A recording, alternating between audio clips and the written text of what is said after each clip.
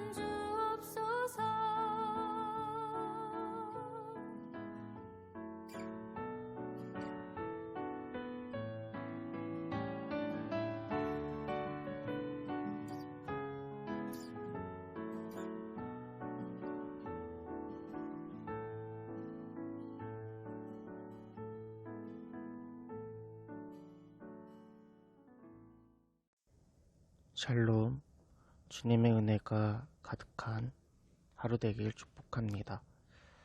오늘도 병실에서 앉은 자리 새벽 기도를 준비함에 양해의 말씀을 먼저 드립니다.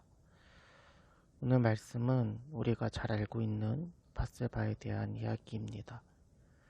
다윗의 삶에서 가장 큰 오점으로 남겨진 이 이야기를 통해 죄에 대해서 다시 한번 생각해보는 시간이 되길 바랍니다.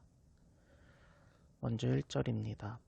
그 해가 돌아와 왕들이 출전할 때가 되매 다윗이 요압과 그에게 있는 그의 부하들과 온 이스라엘 군대를 보내니 그들이 암몬 자손을 멸하고 랍바를 에워쌌고 다윗은 예루살렘에 그대로 있더라. 아멘. 어제 말씀에 이어서 암몬과의 전쟁이 계속해서 진행되고 있습니다. 이스라엘 날씨는 건기와 우기로 나누어집니다. 우기에는 전쟁을 할 수 없기 때문에 시간이 지나고 해가 바뀌면서 건기가 되고 다시 암몬과의 전쟁을 시작하려고 합니다. 이번에 펼쳐지는 암몬과의 전쟁은 암몬의 수도인 랍바를 함락시키는 매우 중요한 전쟁입니다. 그렇기 때문에 요압뿐 아니라 그의 부하들과 온 이스라엘의 군대들이 동원되었습니다. 당연히 한 나라의 왕이었던 다윗도 참여해야 합니다.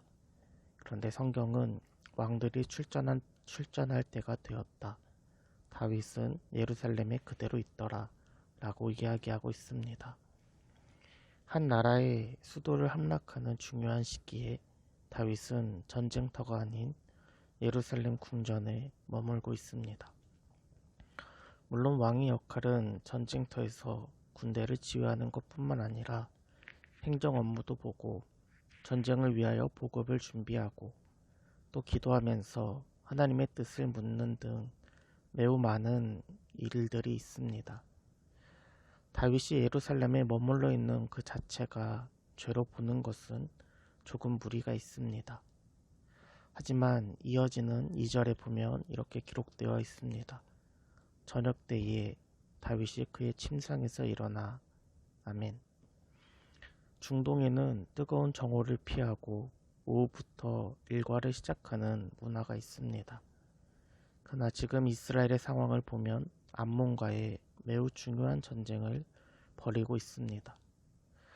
수도 라빠를 함락하기 위해서 온 이스라엘 군대가 동원되었습니다.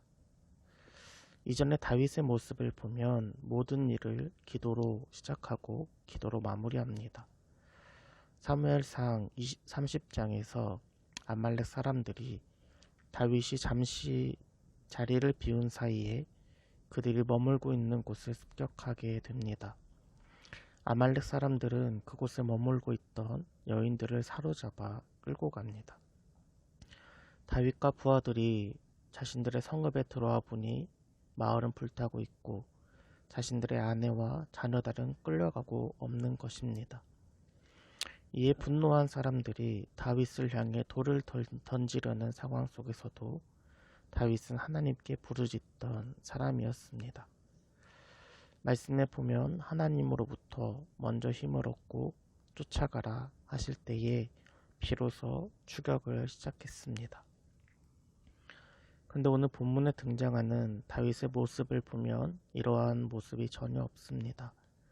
왕이 참여해야 할 전쟁임에도 예루살렘에 머물러 있고 저녁 때에 침상을 일어나 한가로이 성벽을 거닐고 있습니다. 이미 승리를 확신한 다윗은 자신의 역할과 지위를 잊어버리고 기도의 자리 또한 잃어버렸습니다. 그저 한가로이 왕궁을 거닐 뿐입니다. 어디서부터 죄라고 딱 잘라 말할 수는 없지만 이렇게 죄의 싹이 피어나기 시작합니다. 옥상을 거닐면서 다윗은 목욕하는 여인을 발견합니다. 너무나도 아름답습니다. 그래서 사람을 시켜서 그가 누구인지 알아보게 하였습니다. 오늘 본문 3절입니다. 다윗이 사람을 보내 그 여인을 알아보게 하였더니 그가 아뢰되 그는 엘리암의 딸이요 햇사람 우리아의 아내 밧세바가 아니니까 하니 아멘. 알고 보니 햇사람 지금 전쟁 중에서 싸우고 있는 우리아의 아내 밧세바입니다. 사실 우리아의 이름을 들었을 때 다윗은 깨달아야 합니다. 이스라엘의 모든 군대가 다윗을 위하여 이스라엘을 위하여 암몬과 싸우고 있는데 부하의 여인을 탐하고 있는 자신의 모습을 발견해야 합니다. 그러나 자신의 악한 생각을 깨닫지 못하고 결국 다윗은 밧세바와 동침합니다. 죄는 어떻게든지 결과가 나타납니다. 하룻밤의 동침이었지만 밧세바가 임신을 하게 되었습니다. 다윗은 자신의 죄를 감추기 위하여 전쟁 중이었던 우리아를 예루살렘으로 불러들입니다. 그리고 집으로 돌아가 밧세바와 동침하도록 하였습니다. 그러나 우리아는 집으로 가지 않고 왕궁 문에서 다윗의 부하들과 함께 잠을 청하였습니다. 오늘 본문 11절은 우리아의 고백입니다. 우리아가 다윗에게 아뢰되 언약궤와 이스라엘과 유다가 야영 중에 있고 내 주 요압과 내 왕의 부하들이 바깥들에 진치고 있거늘 내가 어찌 내 집으로 가서 먹고 마시고 내 저와 같이 자리이까 내가 이 일을 하지 아니하기로 왕이 살아계심과 왕의 혼내 살아계심을 두고 맹세하나이다 하니라. 아멘. 다윗과는 다르게 우리아는 단호합니다. 전쟁 중인 자신의 전우와 상사를 위하여 기꺼이 평안함을 포기하였습니다. 우리아의 고백을 들으면서 다윗은 자신의 죄를 깨닫고 회개하며 우리아에게 용서를 구해야만 합니다. 그러나 다윗은 어제 나누었던 한운과 같이 끝까지 자신의 잘못과 죄를 깨닫지 못합니다. 사랑하는 여러분, 죄의 자리로부터 멀어지기를 주님의 이름으로 축복합니다. 내 몸이 평안한 대로, 내 눈이 보기 좋은 대로, 내 몸이 원하는 대로 머물다면 결국 죄의 길로 들어갈 수밖에 없습니다. 또한 죄는 우리의 눈을 어둡게 하고 마음을 무디게 합니다. 이 시간 우리가 기도할 때에 성령 안에서 정결한 마음 그리고 거룩한 마음을 구하는 저와 여러분 되길 바랍니다.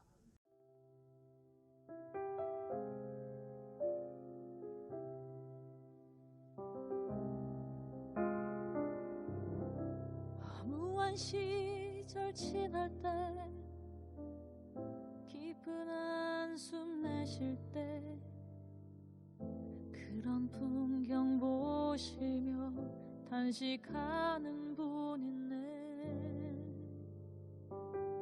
공과 같이 너희를 버려두지 않으리. 내가 너희와 영원히 함께하리라.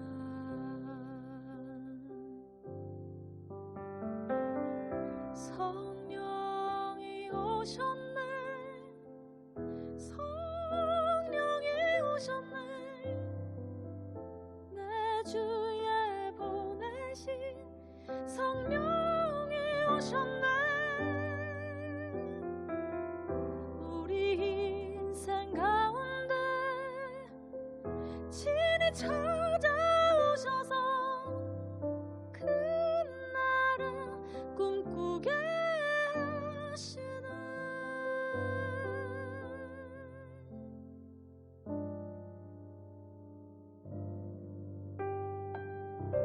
억눌린 자 갇힌 자 자유함이 없는 자 피난처가 되시는 성령님 계시네.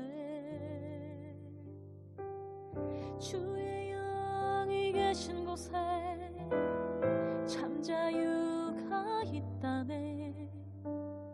진리의 영이신 성령이 오셨네.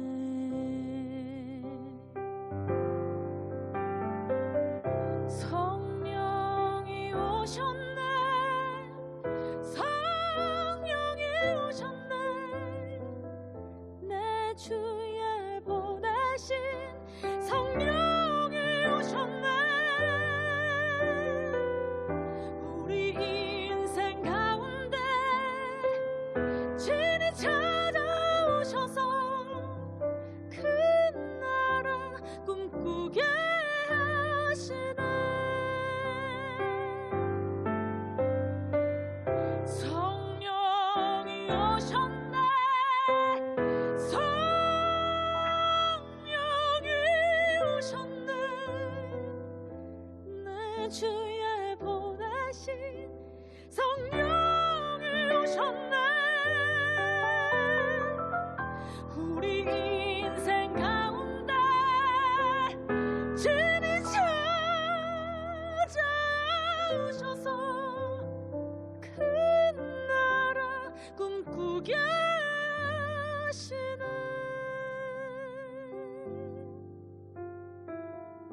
우리 인생 가운데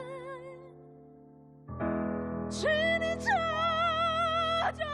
찾아오셔서 그 나라 꿈꾸게 하시네.